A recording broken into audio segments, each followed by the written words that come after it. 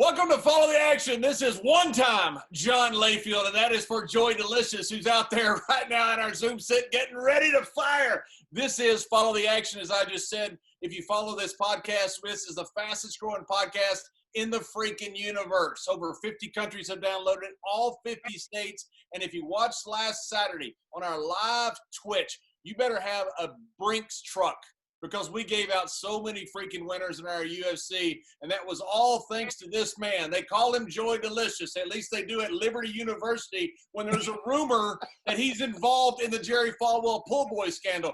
We don't know that for sure. We don't ask questions. We don't tell.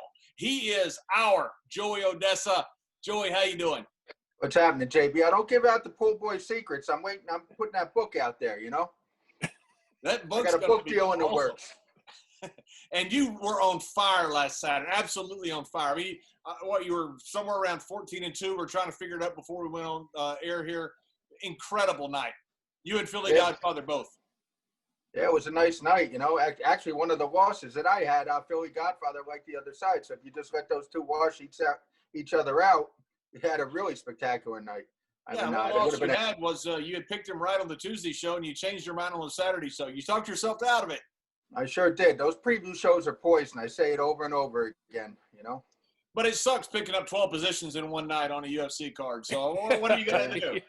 Hey, this is the guy right here. We tell y'all every single week he's the best sports bettor on God's green earth. He is fighting out of Philadelphia. He is Mr. Steve Maltefis, the Philly Godfather. Philly Godfather, how are you this week?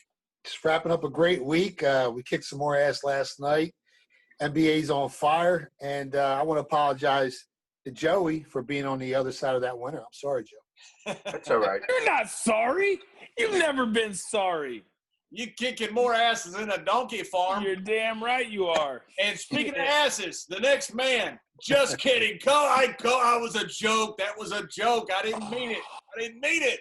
You were on fire last week, Jonathan Coachman. You said several weeks ago, don't pick Bryson DeChambeau. Yep. He was a favorite in the tournament. He said the rough's too long. Jack Nicklaus doesn't play that. Bryson DeChambeau was the guy not to pick. You said you wouldn't touch him with a 10-foot pole. You were right. The next week, you said, don't go with Brooks Koepka, who was a favorite. You even made the audacious claim that he's not going to make the cut. He didn't make the cut. No, he did not. What were you, Coach? Were you 1-0? Were you 2-0? Were you 3-1?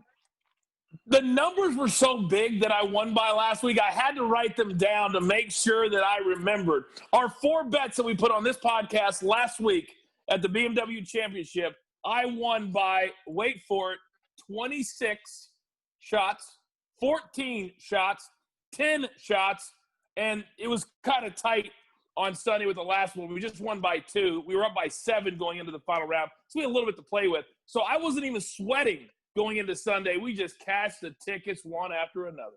The good thing about Coach on here is that I don't have to worry about putting him over in the introduction because he'll do it himself. You're welcome, Coach. You're welcome. If I was 4-0, I'd brag about myself too. You do an awesome job at golf, and I'm really excited about this. I've even broke out the old Dit Puckus jersey here because of this man from Chicago. He's on ESPN 1000.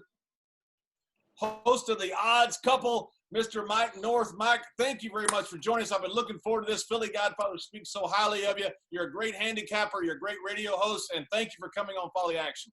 It's about time I got asked, for God's sake. I've been at the bus stop waiting for you guys for the last 2 months, for God's sake. No, it's great to be on with you. I'm coming off a big win.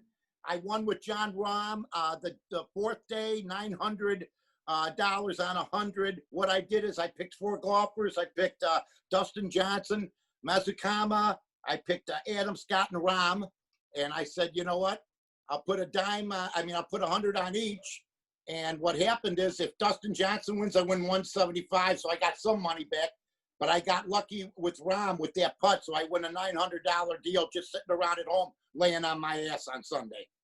Well, winning in Chicago must be contagious because you got your sports teams out there, your baseball clubs. You have Chicago White Sox are leading St. Louis in their division. Chicago Cubs are winning their division. What's going on out there in Chicago? You guys have it all working the right way. Well, yeah, I'll tell you, I took the over in the Cubs 32 at the beginning of the season. That's looking good. But I did take the under in the White Sox. I didn't think that they'd come out of the gate like this, but this seems to be the perfect scenario for them. You got a 60-game season, young ball club. This has really been good because people are staying at home. The White Sox have been a stepsister in that town for so long. So I'm anxious to see once this whole pandemic stuff is over with, what kind of attendance they're going to start getting on what has been a barren ballpark, because this is one of the most exciting White Sox teams I've seen. I mean, you can go back to the 59 White Sox, the 2005 White Sox, the Frank Thomas teams, 93. But this team here, it's gotten loaded with studs. They just need a little more pitching, and you just wonder how much fun it would have been this summer here in Chicago with the two teams we got.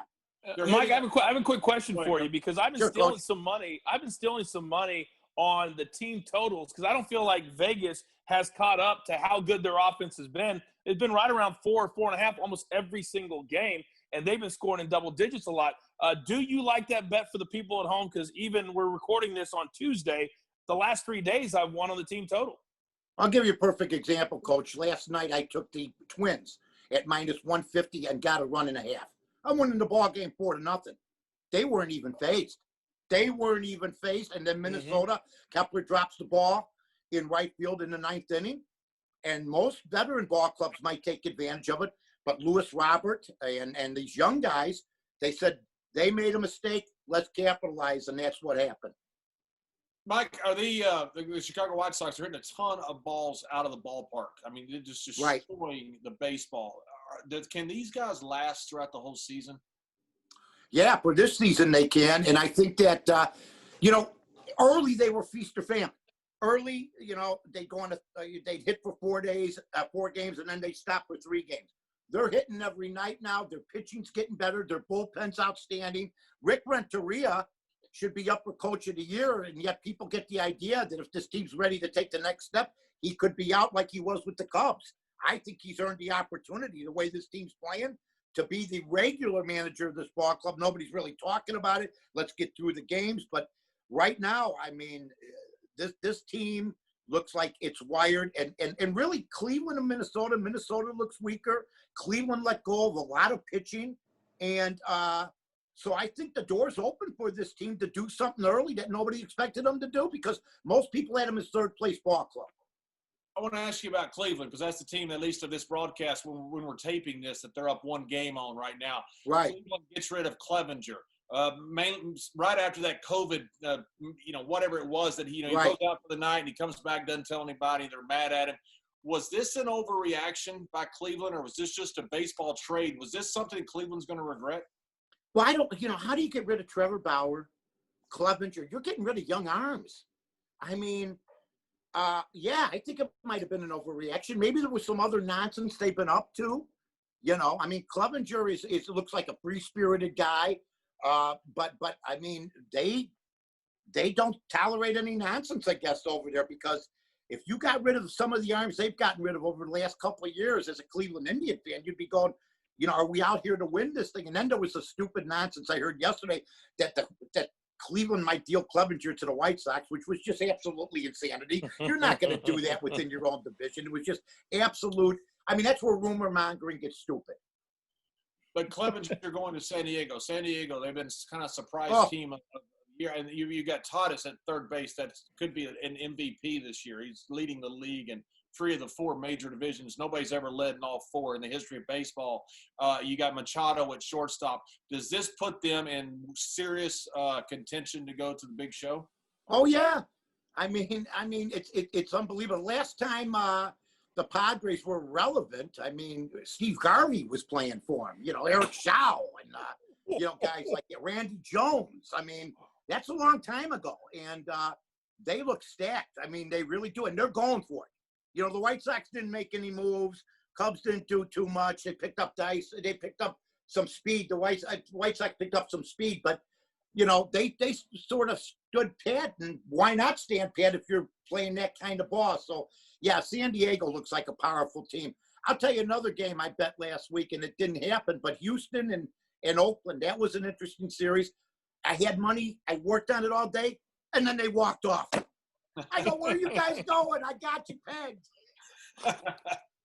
Speaking of walking off, the NFL is walking on. They're going to looks like they're going to play this year. Looks like they're going to play on time. Looks like they're going to play all the games. Not sure how many fans are going to be in stadiums. You're going to have it some probably in some southern states that have a little more looser restrictions on COVID. The Chicago Bears, they've been just a quarterback short of, as Steve would say, he's like the Chicago Bears, the Philly Godfather for some time. They have just been a quarterback short of getting the Super Bowl. The Bears this season, what do you think? Well, I was never a Trubisky fan, but I think it was an overreaction because I wanted Watson. Now, if Watson and Mahomes never pan out, or if they just become average quarterbacks, maybe the Trubisky thing could be tolerated. Last year he had a bad year, but I would ask you this. The Chicago Bears have maybe had 3 or 4 good quarterbacks in 100 years. So we're not big on quarterbacks. You have the Butkus jersey on, and I appreciate that. Yeah, it was a thrill to not only grow up loving the guy, but now I'm friends with the guy. I mean, and you just look at the Bears. They're good at picking out linebackers, middle linebackers, and they're good at picking out running backs. But when it comes to quarterbacks, it just baffles me. Last year he didn't have the year he had, but 17 of the 22 starters, including Mack and guys Jackson on defense, had down years. Trubisky has thrown in 3 years, guys, 49 touchdowns, 28 interceptions, 8,500 yards, 63% from the field, an 85 quarterback rating, and he's 25 years old, and they bring in Nick Foles, who's had 1 year, 2013, and the last time I saw him, he threw 3 interceptions for 97 yards in his last game and was benched by a Don Johnson lookalike. So I'm just trying to figure out if you play Foles and you end up bringing him out and he falls on his face in game 1, you've screwed 2 quarterbacks. Trubisky's, it's not his team. And Foles, you just brought in from out of town. There's a pandemic going on. His wife just had a baby. Trubisky's been working out with the team for the whole damn summer, and he's minus 140, coach, to start. Trubisky, Wow. 140. Wow. Might have to take a look at that, coach. Well, Foles came from. So if I do that though, so you don't want him to start. If I bet on him, then he won't start. You want? Right. Are you mushing right now? Yeah. Hey, Mike, this man is from Philadelphia, so he benefited from Nick Foles being there. He is the expert here on our show. Well, look, Nick Foles, I have nothing against him. But you know what? He had as Philly Godfather knows, he had a great offensive line there, great defensive line, fit into the system. But they seem to forget what happened in Jacksonville. He is one of the worst free agent signings in the history of the league. In the history, yes. Yeah. 4 years, $88 million, and we can't wait to bring him in. Yeah, you need an offensive line. Hop in here. You need an offensive line for Nick Foles. Right. I mean, if you don't have an offensive line, he's not going to last. He's very fragile. You saw what happened in Jacksonville. But if you can protect him, he can pick defenses apart. And the Bears' offensive coordinator this year, Bill Lazor, is that his name, Mike? Well, it's Matt Nagy, really, but I know where you're going. Yeah, so he's got a relationship with Nick Foles. I think he was with Nicky Foles back in 2013 when he had that 27-2 season. Right. So if Trubisky starts out slow, you might see Nick Foles jump in here. I agree with you, Coach. If he craps the bed in game 1, you maybe bring Foles in. But do you start Foles and sit Trubisky, a 25-year-old, ruin his confidence by taking the job away from him, make him the scapegoat for last year when you know this as well as I do, Bear fans know this, top to bottom, they all had miserable seasons. Yeah, and you can't bring him in because, in all honesty, last year Mitch Trubisky owned the Detroit Lions. He had a 131 passer rating against that team. He was on. I mean, that's the one quarterback that gave Detroit the Lions the biggest problem last year, even though they had problems against every quarterback and their defense was horrible and their defensive efficiency metrics were in the basement of every category you can think of. But Trubisky Trubisky lit them up last year. And why would you sit him when he killed him last year? You got to start the kid. I think Nick Foles only helps Trubisky. He had a down year last year. I think there were some nagging injuries that attributed to that. And I think this year he's going to surprise a lot of people, and he's going to come back a lot better quarterback, Mike. I hope you're right because, the bottom line is I agree with you. He's been brought in case Trubisky really can't figure it out. And he's got the pedigree. He's like Mariano Rivera to the Bears now. Although Chase Daniel did not play badly, you can't put him in the same I mean, the guy's a Super Bowl quarterback. I mean, I felt bad for Wentz. The guy walks into the Philly training camp every day, and there's a picture of Nick Foles with the Super Bowl. There's a statue. There's a statue of Nick Foles. Parachutists with his name, planes, gliders, Foles. I mean, it's got to be rough. Hey, before we let Mike go here, Philly Godfather, you're the football expert. Mike, you're the football expert. We're talking about the Chicago Bears. How do you think the Bears end up this season? I hate to put you guys both on the spot, but you guys know your stuff, so I know that it doesn't faze you. Philly Godfather, if you want to go first, how do you think the Bears are going to do this season? I'll let Mike go first since he's our guest tonight, John. All right, Mike, thanks, Philly. I'll go. You know what? I want to say they're right on the number 8, but I'll give them a 9. I'll give them a 9, but I just think that the 2 years ago, if you remember the year they had, if they get the same amount of turnovers, but if they were getting like 3-4 turnovers a game, and they were setting up on the short field, which is awfully tough to do, I'll go with the 9 wins. 9 wins. And Philly Godfather, don't have to give us a win total, but maybe the projection is how you think they'll do as far as the season, as far as playoffs, potential Super Bowl, whatever you think. That division is so tough. You got the Packers, Aaron Rodgers. You got Minnesota, who got better. The Bears obviously got better as well. And you got Stafford coming back. That's probably one of the toughest divisions in football. 8 wins is the correct number. If as a gambling man, I'm not going to bet the over or the under because I think that number is right there, spot on. Right. Their defense was even better than it looked last year. I think they were 8th overall in defensive efficiency. Mm-hmm. They were number 4 in points allowed per game. And now you add Robert Quinn to that defensive line. Ooh. It's only going to help Mac out. This is a team, I tell people all the time, teams that get to the quarterback get to the playoffs. So if they can have another year where they get a ton of sacks and Mitch Trubisky doesn't turn the ball over, well, then the sky's the limit for the Chicago Bears team. It's all about the turnover differential and how good your defensive line is and, of course, how strong your offensive line is because it's related. If you got a strong offensive line, more than likely your quarterback's going to throw less interceptions, you're going to win the turnover differential, and you're going to go deep in the playoffs. Mike North, we appreciate you joining us. A few times when somebody says the guy is awesome, do you not only live up to that, you exceed it. Well, I love you guys. You know that. I see the code. I see you guys on TV. Money coming in from everywhere. It's unbelievable, baby. Billy's got cars, blue cars. He's got llamas running in the front yard. He's got corrals. He's got horses. It's unbelievable. Don't forget his herd of alpacas. He's got a herd of alpacas. Who has a herd of alpacas? Guard dogs. He's got guard towers. It's unbelievable. I love North, just do me a favor. My birthday's coming up in a couple of weeks. Please bring back the bookie priest. I'm bringing him back for you. You do right by me. You know what I mean? And keep showing that beautiful state, buddy. I love the Gates. He is Mr. Mike North. He is from ESPN 1000, the host of The Odds Couple. Mike, thank you very much for joining us. Thanks, guys. Take care of yourselves. I'll tell you what, it's great to have another dude on who's a degenerate like us, but has fun being a degenerate like us. Isn't it, boys? But one thing he said he stops at betting at Korean baseball. He said people who bet Korean baseball are real degenerates. Hey, Coach, have you ever bet Korean baseball? Well, it's funny you should ask. I meant to one time, and then something happened, and I never actually got the bets in. And that would have been the one night that I actually would have gone 4-0. Thanks to the Godfather, but I don't like to think about it because that reason isn't even around anymore. But thank you for asking. But wait a second, time out. That night we won 11-0 that night, Coach. There's only 5 games in the KBO. There's only 10 teams. You can't go 11-0 in KBO. Now, across the board, yes. I've never been more angry with myself than waking up after a really productive night, if you know what I mean. And I missed putting the bets in because I overslept. That will never happen again. Wait, you're not pulling what's that dude's name? Dave Vegas with his girl where he's leaving the house and he can't handicap without her. What's going on? You're not pulling one of them on us, are you? That's one of the dumb when you date somebody that Vegas Dave is dating, you don't leave the house ever. I don't care if it's for business. I don't care if it's for handicapping. It's one of the dumbest things I've ever heard. And I hope he hears this.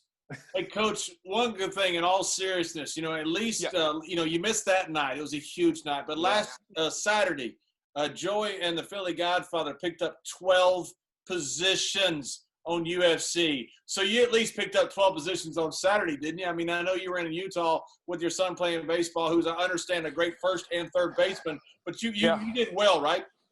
Well, I mean, there wasn't a lot of internet up there, and I got caught up with the time change, and I didn't get one bet in. I didn't put one bet in. Wait, let me get this straight. No. You missed the 11-0 night. You missed the night we pick up 12 positions. You bet on a UFC fighter who breaks his leg. Correct. What's going on here, Coach?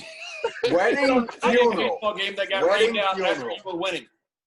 I like to say I bring in the real better to this show. This is what happens to real people who don't listen to the experts, and that's my value on this show. Holy, when you put it through a list like that, Godfather, it really hurts. And it hurts my wallet. It hurts my wallet. Oh, gosh. Well, Can Coach, we move on, Johnny? One thing that has helped your wallet is you have been awesome on golf. You have been a terrific expert yourself in handicapping golf. You were 4-0 this past week. You're now in East Lake in hot Atlanta. Down for the next golf tournament, and it ends on Monday, right? Because of the holiday. Yeah, it's a Friday start, ends on Monday, and there's a lot of things that are different about this week. So if gamblers, Johnny, just go and look at the odds today, no matter what day they're looking at before Friday, be careful. And there's a lot of reasons for it. This is only the second year that we've had the staggered start. What I mean by that is Dustin Johnson's the number 1 seed. He starts at 10 under. Everybody else is staggered down, and the final 4 or 5 started even par, 10 shots back. The reason they did this is because it was so confusing to have one person win the Tour Championship and another person win the FedEx Cup. So now there's one winner, $15 million to the winner this weekend. But what it does is it causes Vegas to have to figure out what are the odds. Because a lot of guys you're betting have a 1-shot lead, maybe a 2-shot lead over the other person when you're talking about tournament bets. So we got to be very careful when you look at the number to understand that they're not starting at the same spot. So I do have 3 picks this week because of that. Do you understand what I just said, Johnny? I did understand what you just said. I've been taking notes, Coach, because every time you talk, I take notes. Mainly, I just write Coach rules over and over. Look at that, the Philly Godfather, best sports camera in the world, taking notes right now. Thank you for the respect. Pen out. Joey Oddessa, best combat sports handicap in the world, taking notes. Joey doesn't even know how to write. We know he's not writing notes. He doesn't even know how to write. That was Coach. Right. I know, words hurt. That was not nice. Wedding funeral. I know. Wedding funeral. He's an old wrestler. He's an old fighter. Those guys are just can't ride, right? Yeah. That's true. All right, I've got some locks, some absolute locks. And 2 of these, I saw this guy play 2 weeks ago during our charity challenge when I was calling the PGA Tour event. And I looked at him and said, there's no way. This guy lost by 26 shots last week, and I've got him in 2 of my bets this week. So depending on where you're making your bets, find Mark Leishman and bet against him. He doesn't want to be there. The only reason he played last week was so that he would get a few points and make it to the BMW, because every person, the least amount of money a player can make in the bonus pool this week, $395,000 just for showing up in the bonus pool. So you show up, who wouldn't show up for $400,000? So here are the 3 plays to make. Mackenzie Hughes, -130. He's starting at even. Mark Leishman is starting at -1. So you're giving a stroke right off the bat. But even at -130, I'm taking it all day. Mackenzie Hughes made it in with a final putt on 18 on Sunday. He was excited. There's tons of perks for making to the first PGA or Tour Championship. So he's motivated to be there. Mark Leishman is not. Kevin Kisner starting at -1. Bet him against Victor Hovland. We made the same bet last week. We won it. We're going to make it again because Victor Hovland has never played at East Lake. He's a rookie. He doesn't know the course. Kevin Kisner's been there many, many times. Final play, Cameron Smith. He's a guy that not a lot of people know about. He's a fantastic golfer. He's a young kid. Take him against Mark Leishman, too. Even Leishman starting at -1. Those are the 3 plays this week. And normally, guys, we never recommend betting on a winner pre-tournament. There's no value. But I'm recommending putting a big bet, +160. I know it's low, but you give Dustin Johnson a 2-shot lead over the field and several shots over the rest of the field. He just won, and he just lost in the playoff last week. The last 2 weeks, a win, loses in the playoff. I'm taking DJ all the way to win, slam dunk the competition, take the plus money, and take it all the way to the bank. And are you going to be in Hot Atlanta, Coach? I will not be in Hot Atlanta. I am doing our post-game show on Monday. Then I have to head to the next – if you can believe it, the tour starts again next week. There's not even a week off in between the tour championship. How do you find time to go to Liberty University, Coach? I mean, how do you I'm going to have a time? layover in Nashville. Okay. That's what I'm going to do. I'm going to have a layover in Nashville, check out Liberty, and then head to the studio. You may be all tanned at the pool with Miss Falwell. You're damn right. You're damn right. I got you covered, Coach. Thank you, Joey. Coach, So that's what I got. By the way, one last thing. Don't bet on Rory this week. The odds, they're very skewed. I meant to tell you that because he's on baby watch. Okay, his wife is ready to pop. If you bet on him and he leaves in the second round, you lose your bet right there. So don't put any money on Rory. And the numbers reflect that, but do not, because from the sources I have in the tour, he won't make it through the week.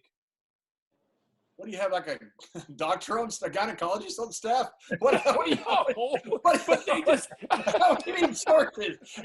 How do you need sources? How do you know his wife's going to have a baby? They're saying that there's a very good chance, much like betting. There's not a guarantee, but the caddy is going to have the baby monitor. The minute it goes off, the second it goes off, Rory's putting the club in the bag, and he is going to the airport, private jet waiting, and he is out. I'm a little surprised, to be honest. He's even going to start the tournament, but you can't leave that kind of money and a chance to make history. He's the defending champion. He won the FedEx Cup a year ago, so he's got to at least show up and try. But if that baby monitor goes off, he's out. That's from Dr. Jonathan Coachman. That's true. He just plays one on TV, JBL. He just plays one. Yes, he did. And I'll tell you somebody who plays an expert on TV but is an expert in real life, and that is bagel time. It's time. It's time. It's bagel time. Joey Oddessa, we got Alistair O'Reilly this week. 48 wins he's had in the freaking octagon. He's knocked out 24 people, put 17 people into submission. What do you got this week as far as UFC? Is Alistair O'Reilly, has he had too many fights? Is this knockout specialist gonna drop somebody else? No. Oh, no! No. Augusta Sakai, transplant from Japan. His grandparents were Japanese. They moved to Brazil, so he's fighting out of Brazil. He's 15-1. He's 29 years old. Reeves had 66 fights. So last fight he beat Walt Harris. Look, Walt Harris had Reem in some serious trouble in that first round. His eye was like Rey Mysterio's, but it was, it was pretty bad. We'll just leave it at that. And, Overeem turned the tables in the second round. Pray for Ray. Yeah, pray for Ray, man. But Hashtag. Overeem turned the table in the second round, ended up stopping Harris. Harris was like the sentimental favorite. Remember his daughter, the tragedy with his daughter. It was well publicized, unfortunate. Anyways, Reem came back. Reem was probably 3 or 4 fights removed now from another title shot. If he won 3 or 4 in a row, he'd have a good shot. But this isn't the Overeem of like 2011 that went on that run in Dream and K1. It's not the same fighter. I always said Overeem is a 185-pound fighter. Well, he's a 265-pound fighter with a 185-pound chin because he's been stopped. How many times has Overeem been stopped? You know the statistics, been stopped 14 times. Wow. 14 times, double digits by knockout. Sakai 15-1, 11 knockouts. I think Sakai's going to stop him. He's got 5 rounds to do it. Over in this fight, the 1.5, I think I saw 1.5 over -60 or so. Over's probably not a bad spot here. Overeem might try to keep some distance on him and stay out of harm's way. But, come the second round, third round, the longer it goes, more it benefits Sakai. I think Sakai gets it done. I've asked you this before, and I know the answer, but I want to give it for you to give it again to the audience here because we did it on a different show. You like the fact that you think that Overeem is going to get stopped and Overeem is going to lose. Would you bet that Sakai wins this within the distance? No, because you could take plus $1.25, plus $1.30 as of right now on Sakai just to win the fight. And again, I don't like, cornering yourself in because what if they go out there and it turns into a, like a Luis Jr. Dos Santos fight where just like nobody, I think that was the fight where they didn't throw. Anyway, it happens a lot. You expect fireworks and it ends up being a dud. What last week, you and the Philly Godfather absolutely destroyed the entire card from top to bottom. The undercard of this match coming up, OSP. It looks like he's going to fight this week. What do you have on the undercard? Well, I mean, who knows if OSP is going to fight? You know, the 2 weeks, he's got 2 weeks to recover from COVID or from a positive test. Was pulled out at the last minute. Kind of leaned to OSP back then. I was concerned about the weight cut, you know, from heavyweight down to light heavyweight. But that fight, it's just one of those fights that there's so many things going on there that I'm just going to look back. I'm just going to, you know, stick that fight on the side. I do like the opening bout of the card, though. I believe it's the opening bout unless they do some shuffling. Is Hunter Azure. He's coming off a loss. He lost to Brian Kelleher. Got caught with a big shot after winning the first round. You know, there was a lot. Actually, they bet Kelleher pretty good at post time. They bet Azure early, went from like 200 to 275. They came back on Kelleher. Kelleher went out there, got it done in the second round. Kelleher lost his last fight, but that doesn't matter. His kid's fighting Cole Smith is his name, right? Cole Smith, Canadian kid who also lost his last fight back in like September of 2019. Close split decision. I think that Hunter's wrestling is going to be the difference here. He was a 4-time Montana high school state champ. Wrestled for Northern Montana. I guess they were NAIA school. Anyways, I think that Hunter Azure, the kick off the night. And then, you know, then after you win that, as coach would say, you're playing with house money. You're damn right. You're damn and right. if you're not, Sakai will get to even. So you that first fight, you like Hunter, you like Azul, right? Yep. Yes, I do. I think he can win this fight. And one thing we learned last week, Coach, is that Mr. Oddessa watches the shows and listens to the shows. As in Joey Odessa's dad. It was a big deal for me and the Philly Godfather. You mean the same father that I won money for a few weeks ago when I gave him a bunch of golfers to play and he played him and then he won in the same dad? Yep. What a new level. Wait, Okay. this is about Joey's dad, not about you, Coach. I was just asking. I was asking a question. If it was the same guy, I had to have a relatable. Why are you always spinning around and making it about you? I don't know. Coach just said, I'm a genius. Okay. I'm a genius. I think Joey's dad's great. What does Joey's dad think about me? Got himself the pat on the back. You know what we got to do? We got to get Coach one of those beepers that wakes him up. The one that DeChambeau's got. Or who's got the beeper? Who's having a baby monitor on the golf course? Yeah. We need Guys, a baby I monitor for Coach to wake him up so he can get his action in. Well, Joey, that was great UFC content, as it always is, and I apologize if I made it about myself. Now, we've got some information. We've got some information on video games coming out. By the way, Madden 21 dropped this past week. Go get it. I'm one of the voices in it. Anyway, Johnny, we have one of the biggest companies when it comes to video games in the world, Activision. And because of COVID, every EA Sports, who I'm with, 2K, WWE's with, they've been exploding. What about Activision? Yeah, Activision has been hitting on all cylinders, as you mentioned, Coach, as all of the other video game makers, because these kids and the young people that play video games, you know, it's no longer Space Invaders and Pac-Man like me and Joey D and the Philly Godfather used to play. These games are incredible. They even have a few people that you probably don't want to listen to on commentary on some of them. But for most part, these games, I mean, there's not a pull game where you can find like a pull boy or anything like that. There should be, but there's not one right now. They're out there. They're out there. Yeah. It's not the rated PG game. Yeah. Activision revenue is up 38% quarter over quarter. Their free cash flow is up 494% year over year. I mean, they're just absolutely killing it right now. This is a real COVID play, but even when COVID starts to subside, I don't think it will in the winter. I think it will probably see another spike. That's what most people are saying, but even if it doesn't, we've got a new game system coming through, a new console system, new upgrade system coming in. I think you're going to see a great Christmas for Call of Duty and all the games that Activision makes. Look, Activision has $8.5 billion in cash. They have $2.5 billion in debt right now total. They spin off about $2 billion a year in cash, about a $65 billion company total market cap. But get this, Coach. This is what is so exciting about it. They're rotten with mobile games. They came out with Diablo Impossible a couple of years ago. People didn't like it. They weren't finished. They put it out there before it was finished, hoping people would kind of help them with the advice and online stuff, to get them the game where they wanted to be. Instead, they just trashed it. They're coming out with that game sometime in this fall. They have 428 million, almost 500 million active users. They bought King Digital just a few years ago for $5.9 billion. That gave them 271 million of those active users. They are in position here, and they're not monetizing these guys at all. If you're buying this company just for Call of Duty, you're going to do well. But if you're buying this for what the future could hold, remember, 428 million, Twitter has 330 million, to give you some idea of scale.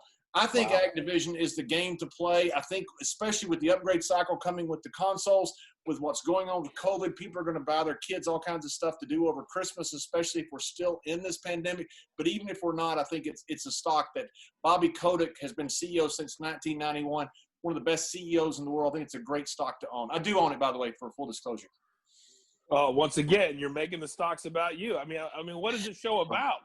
What is the show about? Is it about the people at home buying stock or JBL buying stock? No, it's full disclosure, Coach. Saying that Joey's dad loves you is not full disclosure. That's bragging. When I say I own a stock that I'm talking about, it's full disclosure. It gets you around SEC regulations. You doing that gets you around rules of the universe that the world does not revolve around you. Wait, what does Nick Saban was right. Coach what does Nick Saban and the SEC have to do with regulating video games? It's full disclosure, Coach, for stocks. Oh, the other SEC. My bad. Continue. That was actually good, Coach. I like that. All right, I'll continue then, because we're going to go from Activision, and we've had an incredible show so far. Normally, we don't bring in the heavy hitter at the end. We usually like to put him towards the top of the show. But with the NFL starting in a matter of a week and a half, Godfather, you're coming in at the end. You've got a big NFL play, and I think people are starving for the NFL. Can't wait for the Thursday night opener. Yeah, in honor of Mike North, the city of Chicago, I've done so well doing all the radio shows out there with Kaplan, North. We've won a ton of money for everyone in Chicago. They actually named a sandwich after me at the Curbside in Chicago. It's called the Philly Godfather Sandwich. If you followed me on Twitter, you would know that, Coach. So I love the city of Chicago. I love all the fans out there. I love everyone who listens, all the members. So we're going to go to week one, game 465, 466 on your screen. The Bears opened up as a 2.5-point dog, which, I don't know, kind of surprised me a little bit on the road against the Lions. The Lions were right around minus 140, 135 on the money line. The total opened up at 43.5. And like I said, it kind of surprised me a little bit that the Bears opened up, as an underdog on the road. I made this game Chicago -1. Obviously, Stafford's coming back, and maybe that might have swayed the odds makers' perception of how this game's going to play back.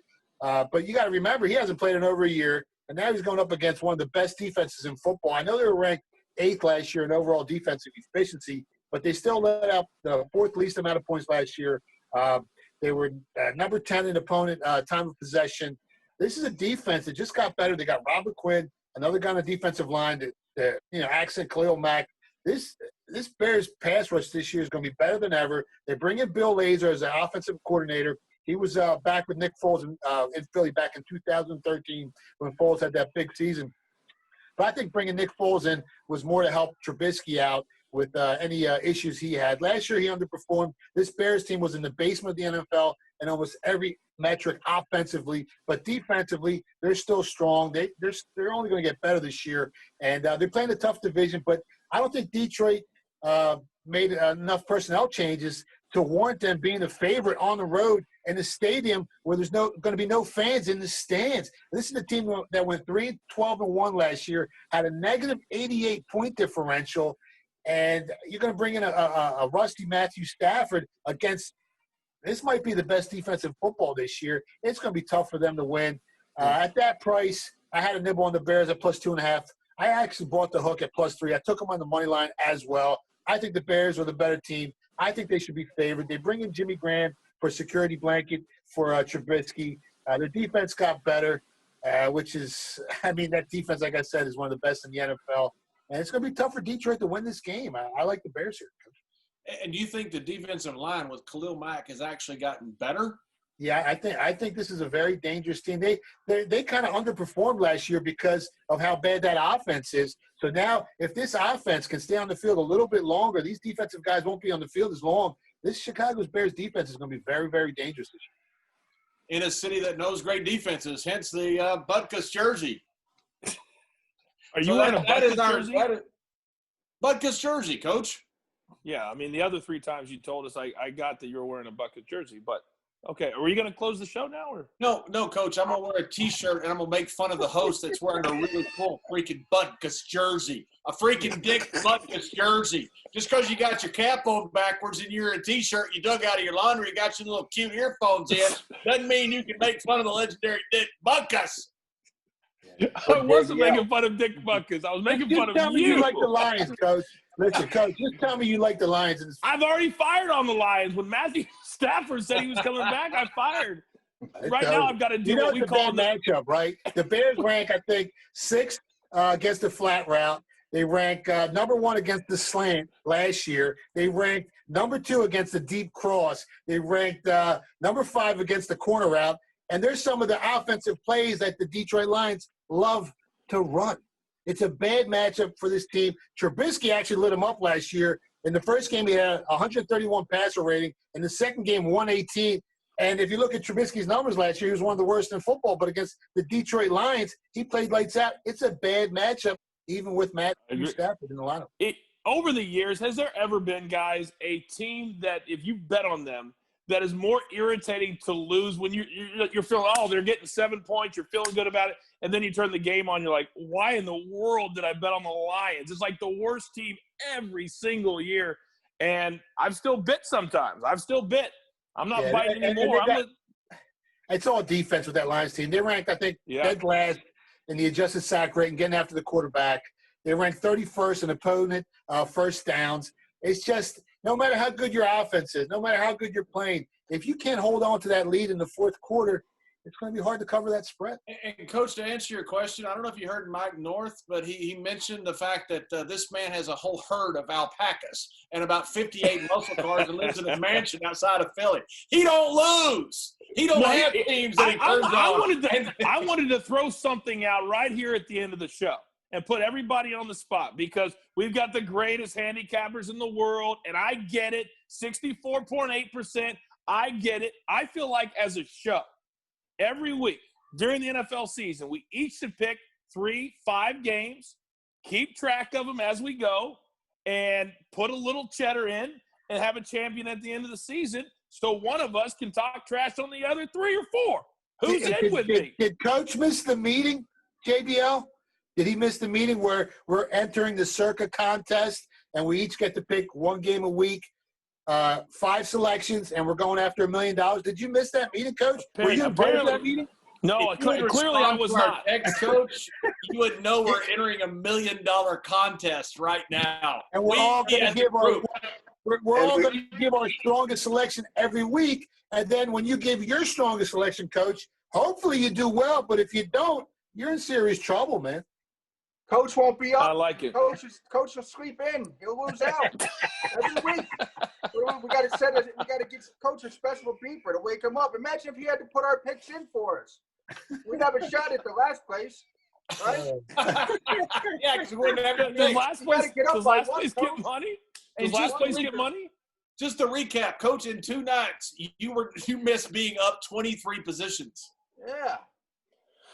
Well, when you put it like he was that, locked up in those other positions. That's the problem. Yeah, right. And on that note, that's the show for this week, everybody. Don't forget, we've changed the name. You want to take us home, JBL? I'm just going to sit back and make it all about myself. Absolutely, I do, but I want to go through right quick like we do every week. What's the one thing you're looking forward to this week, Coach? Tour championship. What else is there? We're slam dunking. Billy Godfather, what's the one thing you're looking forward to this week, sports-wise or anything? I'm just waiting for Coach to release a lock, and I'm going the other way, John. That's it. The contrarian indicator, Joey D. What's the one thing you're looking forward to this week?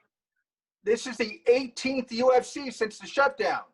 My sport, the mixed martial art, has gone through 18 weeks of football, an entire NFL season since the shutdown. We laid the blueprint for everybody else. Let's see if it happens. Football on deck. I'm pumped. Congratulations to the UFC. Dana White has done one terrific job going through this pandemic and giving a blueprint of what to do. This is Follow the Action for Mr. Joey D, the Bagel Time, and the coach. And fighting out of Philadelphia, we fire. We live like giants because we bet like kings. We are Follow the Action. Thanks for joining us.